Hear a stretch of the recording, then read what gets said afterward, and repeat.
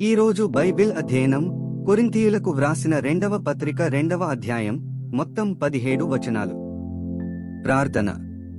ప్రియమైన దేవా, నీ వాక్యాన్ని అధ్యయనం చేయడానికి మాకు సమయం ఇచ్చినందుకు ధన్యవాదాలు. మేము మీ వాక్యాన్ని విన్నప్పుడు మా మనస్సులను పునరుద్ధరించండి మరియు మాకు అవగాహనను ఇవ్వండి. యేసు నామములో ఆమెన్. కొరింథీయులకు వ్రాసిన 2వ పత్రిక 2వ అధ్యాయం. మరియు నేను దుఃఖముతో మీ యొద్దకు తిరిగిరానని నా మట్టుకు నేను నిశ్చయించుకొంటిని. నేను మిమ్మును దుఃఖపరచునెడల నా చేత దుఃఖపరచబడినవాడు తప్ప మరి ఎవడు నన్ను సంతోషపరచును? నేను వచ్చినప్పుడు ఎవరి వలన నేను సంతోషము పొందతగినదో వారి వలన నాకు దుఃఖము కలుగకుండవలెనని ఈ సంగతి మీకు వ్రాసితిని. మరియు నా సంతోషము మీ అందరి సంతోషమే అని మీ అందరి యందు నమ్మకము కలిగి ఈలాగు వ్రాసితిని. మీకు దుఃఖము కలుగవలెనని కాదుగాని మీ ఎడల నాకు కలిగియున్న అత్యధికమైన ప్రేమను మీరు తెలిసికొనవలెనని నిండు శ్రమతోనూ మనోవేదనతోనూ ఎంతో కన్నీరు విడిచుచు మీకు వ్రాసితిని. ఎవడైనను దుఃఖము కలుగజేసియుండిన ఎడల నాకు మాత్రము కాదు కొంత మట్టుకు మీకందరికిని దుఃఖము కలుగజేసియున్నాడు. నేను విశేషభారము వానిమీద మోపగోరక ఈ మాట చెప్పుచున్నాను. అట్టివానికి మీలో ఎక్కువ మంది వలన కలిగిన ఈ శిక్షయే చాలును. గనుక మీరిక వానిని శిక్షింపక క్షమించి ఆదరించుట మంచిది.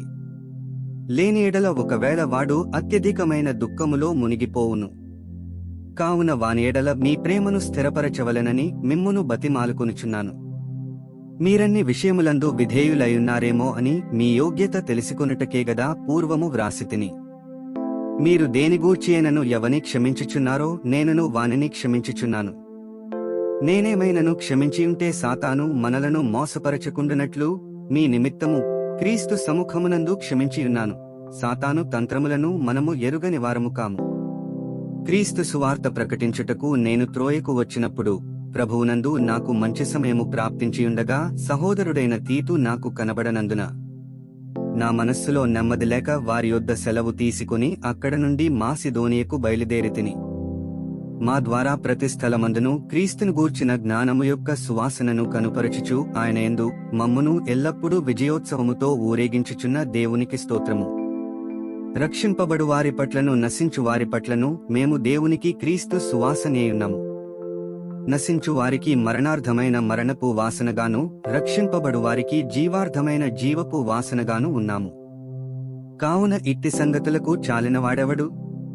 మేము దేవుని వాక్యమును కలిపి చెరిపెడు అనేకుల వలె ఉండక నిష్కాపట్యము గల వారమును దేవుని వలన నియమింపబడిన వారమునయుండి క్రీస్తునందు దేవుని ఎదుట బోధించుచున్నాము. 17 వచనాలు చదివియున్నాము. ముగింపు ప్రార్థన. సర్వశక్తిమంతుడైన దేవా, నీవే మార్గము, సత్యము మరియు జీవము.